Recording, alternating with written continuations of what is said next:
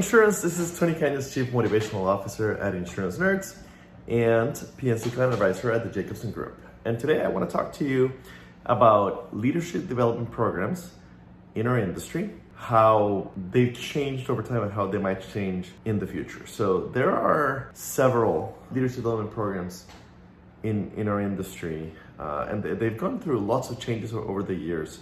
One of the kind of classic famous programs used to be Allied School, where they would hire people in their local area, recently graduated or about to graduate, and fly them out to Des Moines for like 6 months or a year and put them in months and months of training as a cohort, where first half of the training would be insurance and the second half of the training would be whatever specific area they were getting put in.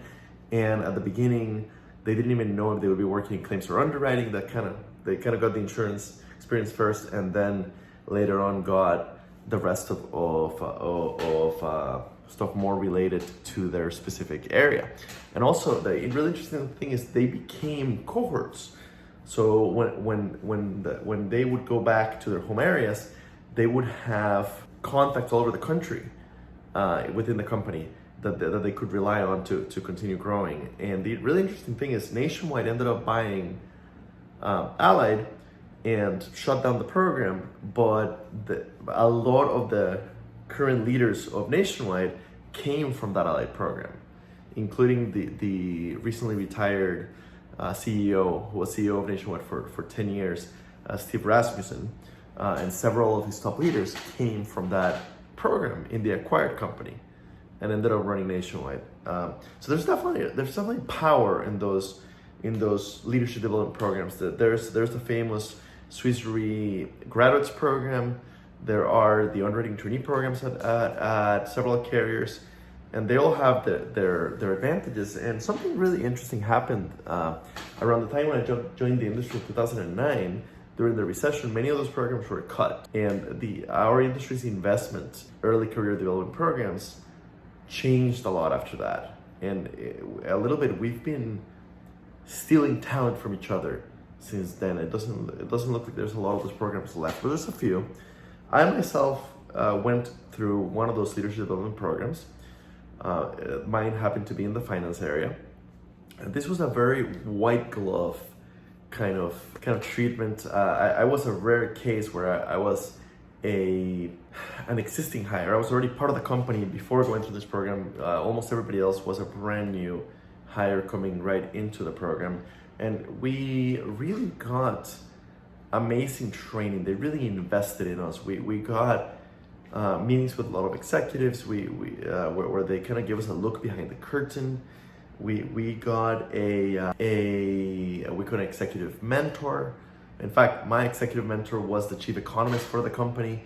So some really high level people. And the purpose of this program might continue to be, I don't know, I haven't seen it in a few years, but the purpose of this program was to find the company's next CFO, future CFOs for the company and different areas of the company.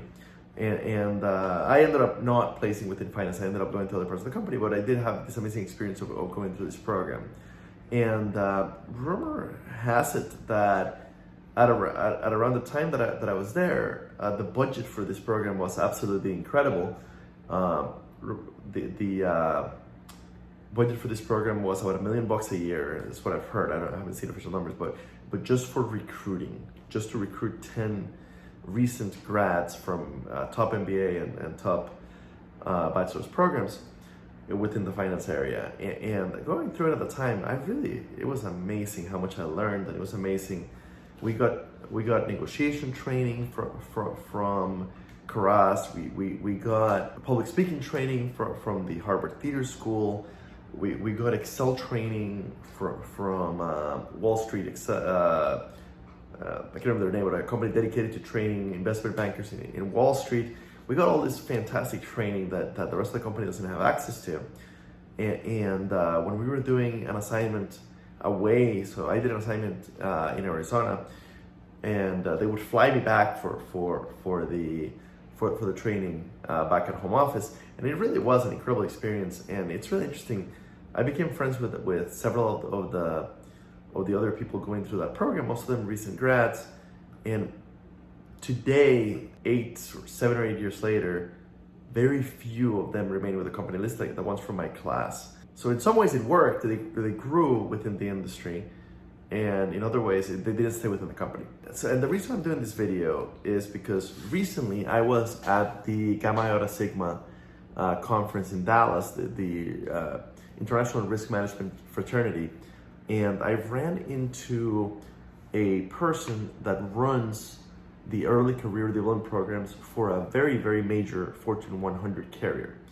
And this person told me that because of the stuff that I published, because of the stuff of my book, and because of the podcast, and because of a lot of the thought leadership that me and my team at Insurance Nerds have created, she led an effort to change the early career programs at this carrier.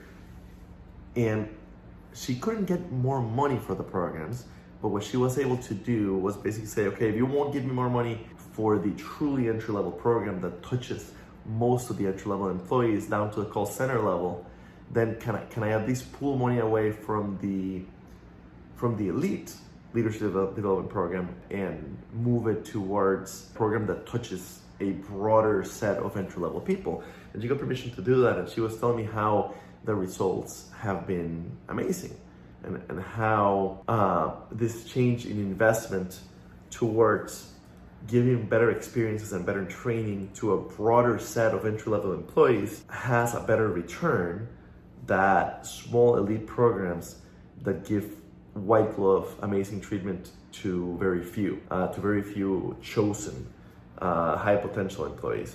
And I thought that was very interesting, and I think it makes sense for every carrier to kind of look at their different early career development programs and make sure that they're investing their funds in the way that gives back the best payback. And I think it's something you should measure. And for some carriers out there, it might make sense. I bet that at several carriers, your truly entry level, like call center level employees have very high turnover, and that could probably be ameliorated if you moved some funds from your elite development program for the few chosen and move them to have an effect and give the best tools possible and the best training possible to those at the very entry levels who have a lot more mass. So there's a lot more of them, and they're a lot less likely to stick around. They're a lot less likely to stay in the industry than the people going through the very fancy programs. And of course, the best you could do is continue doing your elite leadership development programs while getting some new funds for the entry level. But if you had to choose, for many carriers, it would make sense to do what this national carrier did and move some of the investment downhill to the very entry-level program. So anyway, I just wanted to kind of plant that bug in your ear, give you that idea. And if there's anything that I can do to help with your early career programs, whether it's speaking to them or helping with strategic or tactical planning for them, please reach out, because the early career development within the insurance ecosystem is more than a job for me, it's a passion. So please reach out, and I'm happy to help however I can. Thank you very much for listening. Hope that this was helpful. Comment below, subscribe. TC out.